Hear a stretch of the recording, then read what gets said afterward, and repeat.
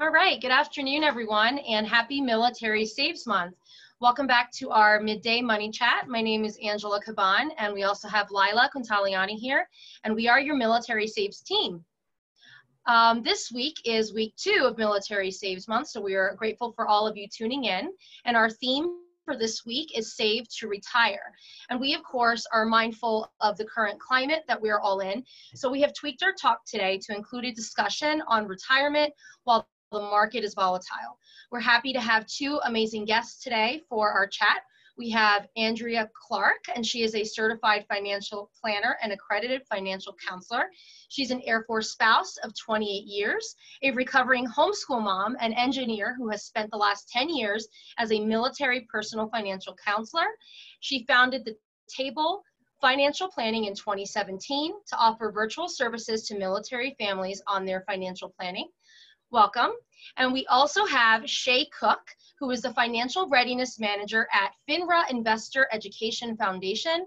Shay has her bachelor's and her master's degree in psychology and found her way into the financial services field while working for a federal credit union. Since then, she has used her accredited financial counselor certification to promote financial readiness at Walter Reed's Army Community Service, Coast Guard headquarters, and now through her organization, Crusaders for Change. She obtained the Financial Fitness Coach certification in November 2019. Welcome, ladies. We're so excited to have you 2 here. You're very knowledgeable subject matter experts from our military community, and we're just so grateful that you're able to join us for what might seem like a daunting conversation for many of us during this time. So let's just go and jump right into our conversation. I'm going to go ahead and hand it over to Lila. Hi, guys. Well, one of the biggest questions I think people have right now with everything going on is this really a good time to be saving for retirement with the market so volatile and crazy up and down? Is it a good idea? What do you think, Shay? Well, thank you for having me again today. I would say yes. You don't want to lose out on purchasing stocks at a cheaper cost. You don't want to lose out on money, from your company match, and you definitely don't want to lose out on money for saving money on your taxes, so the tax breaks. So, but I know Andy has more to add to that. Oh, well, like I keep telling everybody these days, retirement is on sale. Buy. Who doesn't love a good sale, right?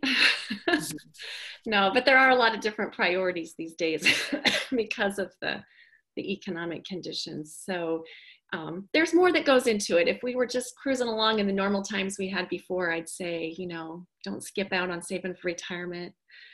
Buy it when you're young. It costs you a lot less. So, and for those folks who are a little bit hesitant about saving for retirement, thinking that maybe that's not a good priority to have right now, not just because not because they're scared to look at the market, but just not wanting to tie their money up, in a retirement vehicle. What would you say? Well, it's tricky times right now, because normally I wouldn't say put money into retirement. You can always take it out if you need it. But there are some new laws right now that are giving us a little bit of a loophole. So the CARES Act does have a provision for taking money out of retirement accounts without the tax penalties, which is a unique situation we have right now, a very unique situation. So I've been telling people, if you feel like you have some job security, go ahead and keep saving for retirement. Don't turn off those retirement savings that you already have automated. But know that if the job situation changes, you can reclaim some of that money if needed, to have the cash on hand to get through some times of low cash flow without income if employment needs change. So under normal circumstances, I would never advise that. And you bring up a good point with because you talked about our favorite topic of saving automatically, but and retirement, that is a great way to save for retirement, by saving automatically. What are some of the benefits of starting early when you save for retirement? Because I know it's very hard. a lot of times for younger, service members, it's hard for them to visualize themselves being, older and needing that retirement. So what are the benefits and kind of like, how can you trick your mind into believing in those benefits so that you can take advantage of it? I would say at FINRA Foundation and FINRA say young investors may not be able to save large amounts in the beginning, but they have one very important asset on their side, and that's time. So think carefully about delaying saving for retirement when a couple bucks a day now can lead to hundreds of thousands of dollars in extra savings later. So time quite literally is money. So I would say, start as young as possible. Right, exactly. You're buying your retirement dollars on sale when you're young. I read an article recently that said if you start saving for retirement at 25, a dollar costs you only 5 cents, that retirement dollar. If you wait till 35, it's still not too bad. It's about 7 to 8 cents, but it goes up quickly from there. So procrastinating beyond 35 is starting to really be working against yourself. So, and a lot of our service members still are in those 20s and 30s decades where it's not too late. Maybe you haven't prioritized it before now, but $5 is better than zero. I say to people all the time, to start somewhere. It only takes 1% of base pay to get started in TSP. It's so easy. Any financial counselor on any installation can help you get started. Just start somewhere, make it a habit. Yeah, it can be a little bit overwhelming, but you make a good point that if you just start, then it's easier to go forward from there. But you've got to put in a little bit of effort and go on the TSP website and go on DFAS, the Defense Accounting website, and do the little the beginning steps, but then that will pay off down the line. Yeah. Go make some financial counselor's day. I always think it's so exciting when young service members come in and they want to know more about TSP. They want to start saving. You help them go through the steps to get it set up. And there was a 18-year-old once who said, wait, so if I buy the C fund, like I own Google and Facebook? I said, yes, you do. Man, that made his month. And it made my month. It was so exciting. So don't discount the little things, tiny little things. Yeah, exactly. I think that's all really, really great advice. And my little spin on that is, what do you tell someone who has waited until their 30s, to start saving for retirement? Is that something, I guess, you see a lot, I'm sure, and it's discouraging, I'm assuming, to many people. My family and I, we actually started rather late. So do you have any encouragement or advice that you would potentially give someone if they come to you and saying, it's just, I know I'm not going to have enough to retire? They get really upset with themselves over that they waited so long. I would say better late than never. You got to start somewhere. You might have to, save more now than you would have had to in your early 20s or early 30s if you're starting. I know people that are in their 40s and 50s that really don't have any retirement savings. And my family and friends and clientele, that is a reality. So starting somewhere, they might have to save significantly higher than if they had saved earlier. But again, better late than never. Right, exactly. And as you get older, you have more competing priorities. And I think it also brings the tax situation into play a little bit more, because you might have 2 incomes and kids. And one of the, we all hear about, using Roth IRAs and Roth TSP, but sometimes what late savers need is the tax break to kind of help them over the hump at the beginning. So don't be afraid of traditional accounts. Don't think that you have to do Roth. If you need a little help just to get started, a little extra cushion in your budget, take that tax break with the traditional savings just to get started. And you can always switch later. So, and maybe this is kind of, maybe you could just very quickly go through the difference between a traditional and a Roth account, because a lot of people don't Sure. understand the difference. And it is a bit, Sure. a bit complicated. Mm-hmm. Well, the difference is when you pay the taxes. So all of the money goes into that account for retirement, and it all grows tax-free. While it's in there, it's growing tax-free. It's whether you pay the taxes on the front end or the back end. So traditional, you get the tax break at the front end. So the money that you put into your savings, your retirement savings account, is not included in taxable income that year. So it really can be a huge benefit to young families who need to start somewhere, and it gives them retirement savings on a tax sale. And then what happens is that money grows tax-free, whether you choose traditional or Roth, but in a traditional account, then you owe the taxes on the back end. Roth is the opposite. So you pay your taxes on the small contributions you make, just like you would your normal income taxes every single year. But as the money grows in the account and you start using it in retirement, it's not taxed on the back end. So it's kind of a pay me now, pay me later deal with Uncle Sam. So it's not necessarily better to use Roth. The actual thought process is, you know, am I going to be in a higher tax bracket now, or am I going to be in a higher tax bracket later? If you're a dual income house making good money right now, your tax bracket might be a lot higher while you're earning and saving. And maybe you need that break now to encourage savings. Whereas, you know, other people might be really socking away a lot so that they have a huge retirement stash, and Roth might be better for them. So it just depends on each person's unique situation. Although service members do have a kind of unique opportunity, don't they, when they're in a combat zone and their pay is not being taxed. Mm-hmm. And many of them are it always amazes me, but there are people who are not aware that if you're in a combat zone and your base pay is not being taxed and you contribute that to a Roth TSP account, then in effect, you've never paid taxes on that. Right. I know, right? The IRS doesn't give that loophole to anybody else. It is a great, great deal.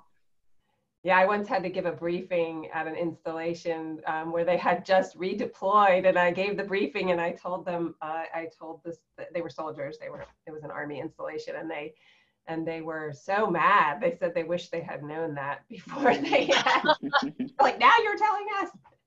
I said, well, I wasn't here then, so I'm sorry. But yeah.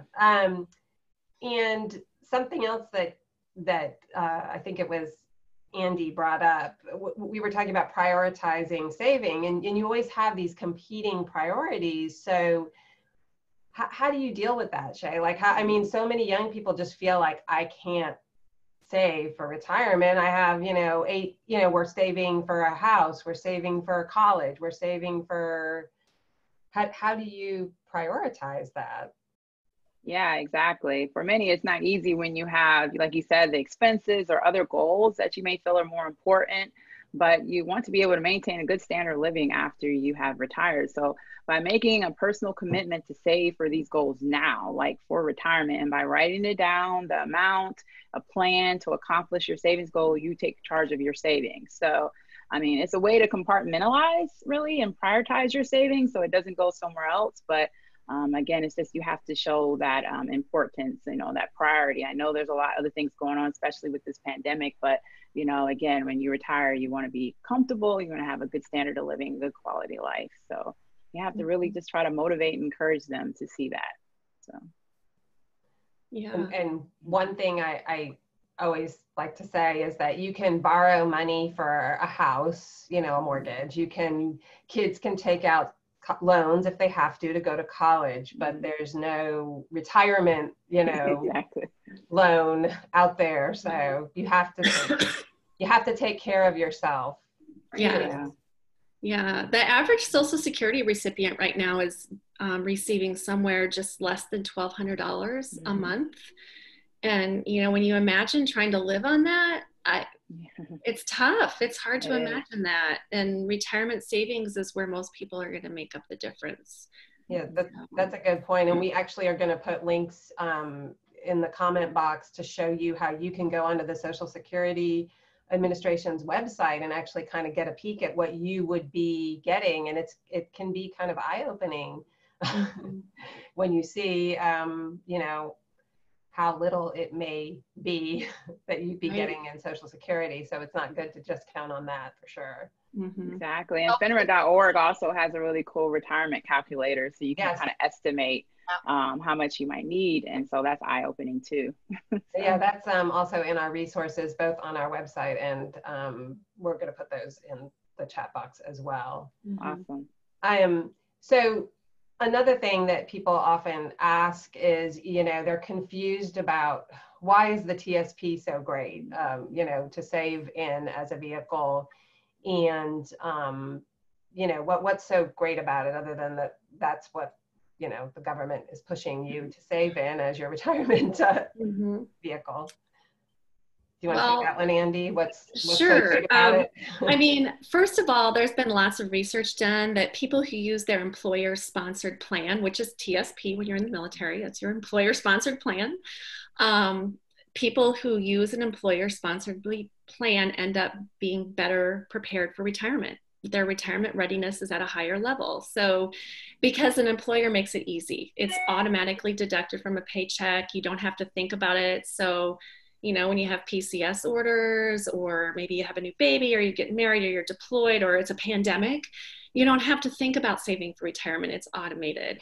And the other three, TSP is amazing. It is the envy of employees everywhere, because we just have very basic index funds. Nobody's doing any fancy stock picking. It's the bread and butter funds offered by everybody out there, Fidelity, Vanguard, Schwab, you name it. They all offer those same funds, but usually at a higher expense than TSP does. So it's, you know, it's really all anybody needs to save for retirement. It's all the basic funds that you need for no matter what age you are. We have great management in a company called BlackRock.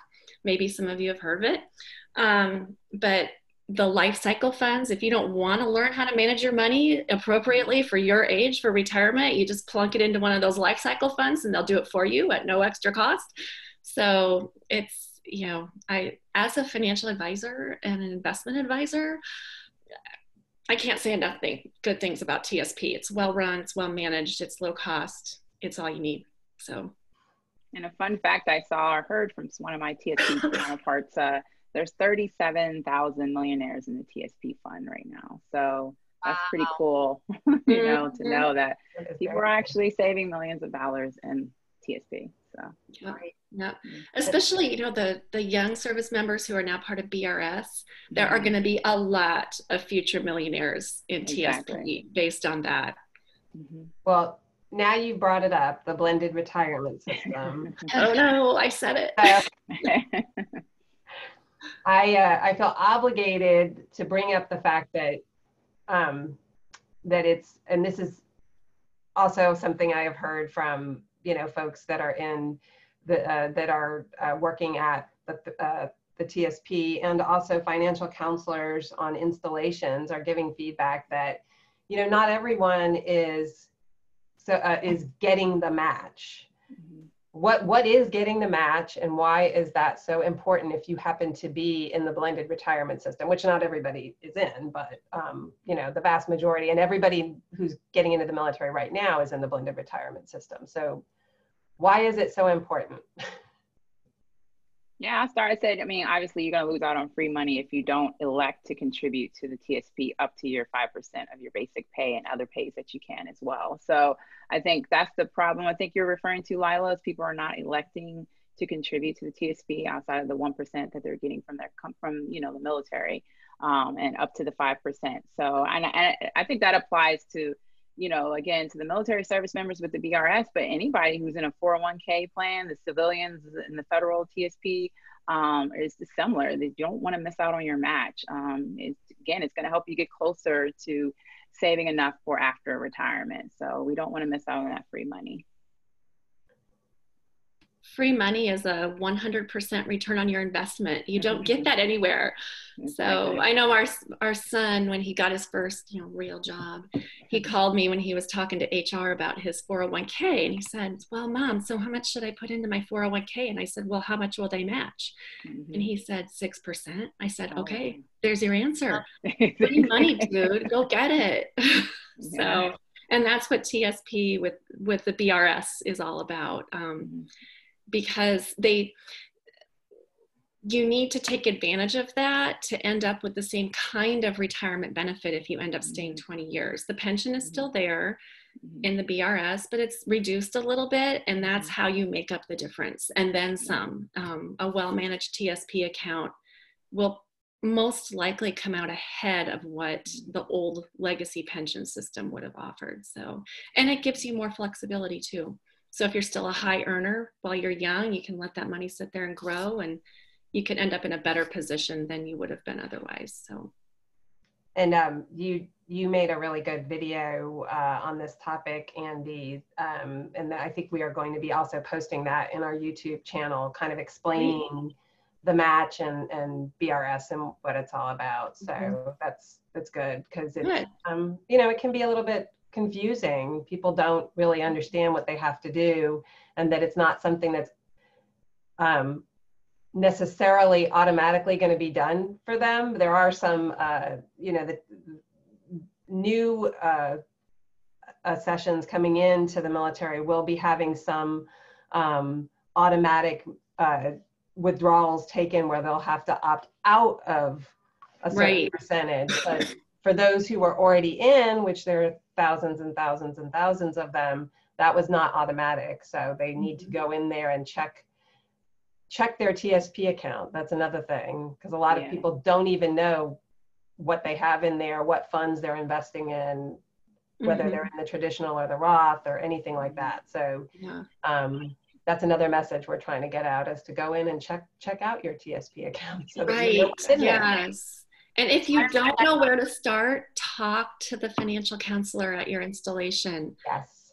They are a wealth of information to help you get started, and I just can't repeat that often enough. Just make an appointment. They will be happy to see you and happy to share their information with you. Yes, they are a great resource, and those who are civilians and try to go to see a financial counselor would be paying a lot for that, and that is completely free through every military installation has somebody. Yeah. Another, I think Shay brought it up about, spouses may have civilian 401k type accounts. I think it's important also to bring up the fact that the TSP really is for the military member.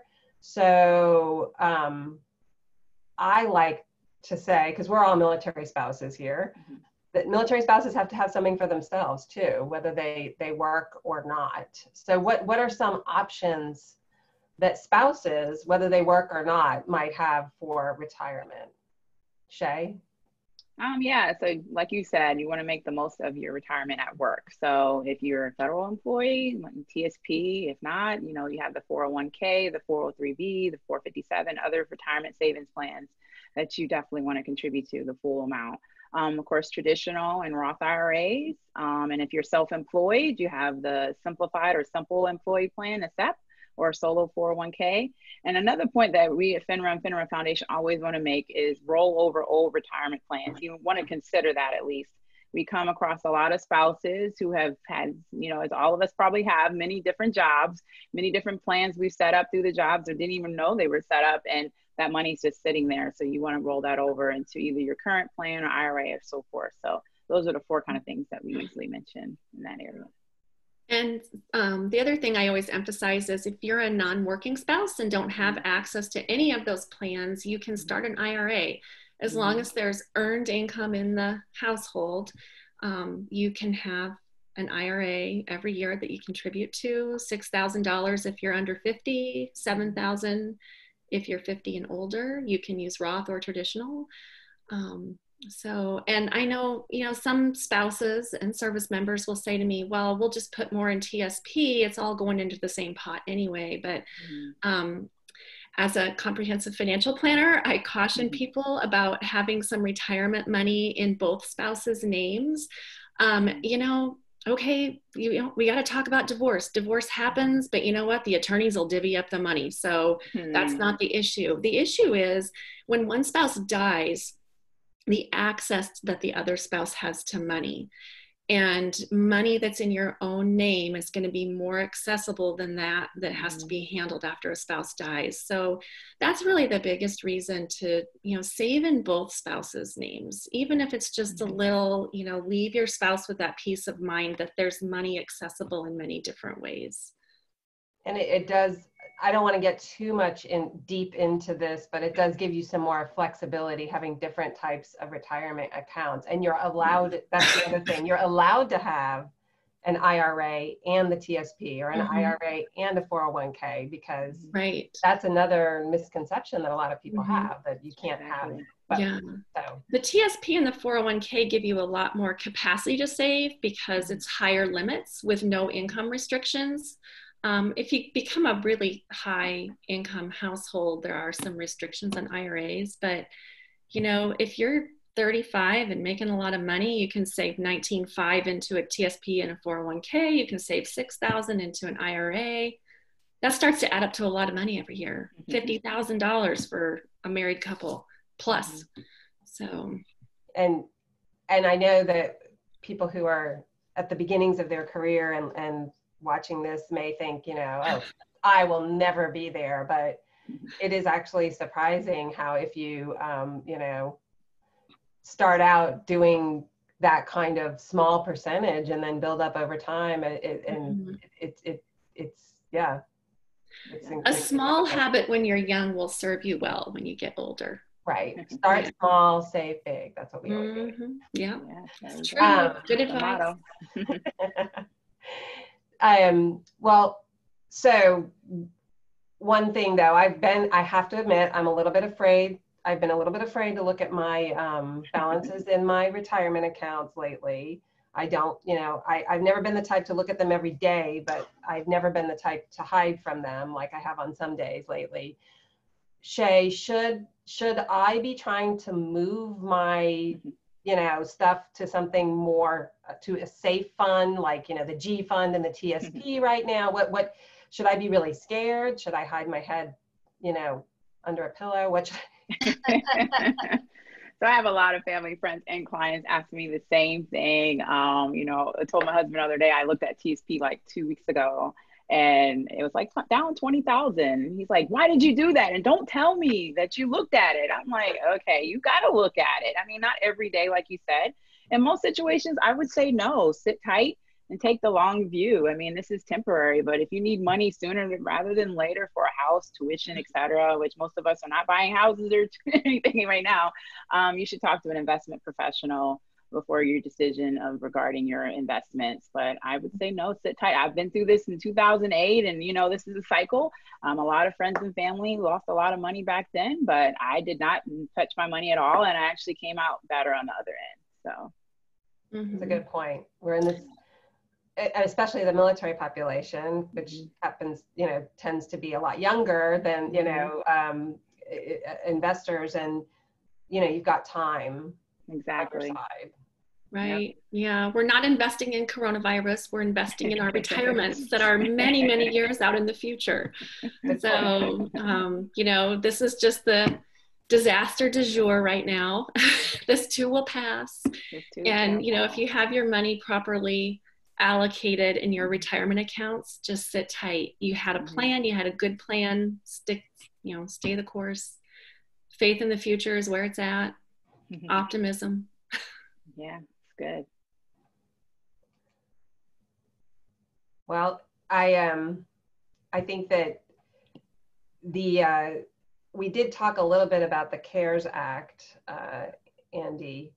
Is there anything else you wanted to bring up? The CARES Act, by the way, is the act that was just passed that is giving the, and I'm blanking on what the acronym stands for, but it is the act that Congress just passed to give relief in various aspects, including, mortgage relief and student loan, forbearance, et cetera, et cetera. Right.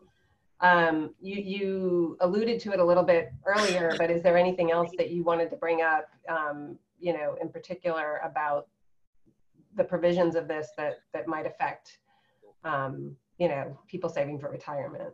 Yeah, well, the biggest concern, honestly, I'll just say it, I have a concern about people taking money out of retirement accounts right now because it's allowed.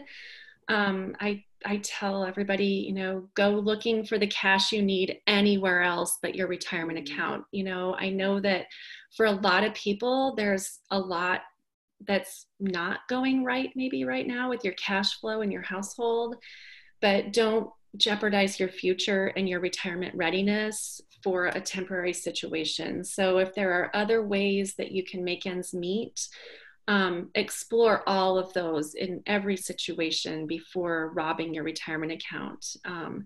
Because then, you know, not only are you going to have a present problem, but you're mortgaging the future as well. And, you know, if, if you take those dollars out, then they aren't there when the market comes back. You're not going to see that amazing compounding interest that we're all counting on for our retirement readiness. So again, you know, get into your installation. I know a lot of the financial counselors and financial readiness managers are working virtually. So if you can find a way to connect with them to explore all the different possibilities that might be available to you before you rob that account for retirement savings. Now that there's the time to do so, right? I think it's a really, you brought up a good point about having that opportunity to take that moment to call them and just kind of have a conversation with them. So I think that's a wonderful point. Yeah, you know, so, but it is there. If you are in dire straits, that is something that's being offered through the CARES Act. I would just, you know, say, think twice, 3 times, 4 times, 5 times before you do that. So leave that part of really good financial planning in place. Yeah, exactly.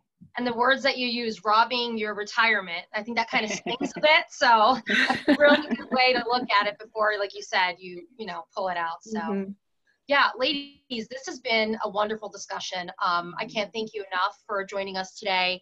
You know, I know we'll probably have some questions once we release this video, and if, you know, anything comes up, you know, we'll make sure to get those answered. For anyone that might want to leave them either in the comments, or you can feel free to email us at info@militarysaves.org. We're going to have some resources that we're going to post in regards to a lot of the things that we've discussed in this conversation today, as well as you know, information on the COVID-19 that we have on our website on militarysaves.org. That's there, and it's being updated quite regularly as well. We also want to make sure that we're encouraging you all to start your savings journey now, and that starts by taking the Military Saves Pledge. You take the pledge and you're pretty much making a promise to yourself, and you're creating a simple savings plan that works for you. And you can do that by visiting militarysaves.org, or you can do it on your cell phone by texting Military Saves to 877-877. And we're also going to be having another chat next week, Wednesday, April 15th at 12 p.m. It'll be on Facebook Live, and it'll be our week 3 Midday Money Chat, where we will be discussing saving for the unexpected and talking about financial stress in these extraordinary times. And last but not least, be sure to join our Facebook group. It's called Military Savers, and you can join the Military Saves team as well as other saving focused members of our military community in conversations around savings. And I think it's a great accountability check for us, you know, especially in the time that we're in right now. So thank you all again for joining us. We really are, you know, very appreciative of everything, and wishing everyone a good week and stay healthy. Bye, everyone. Bye. Thank you. Bye. Thanks.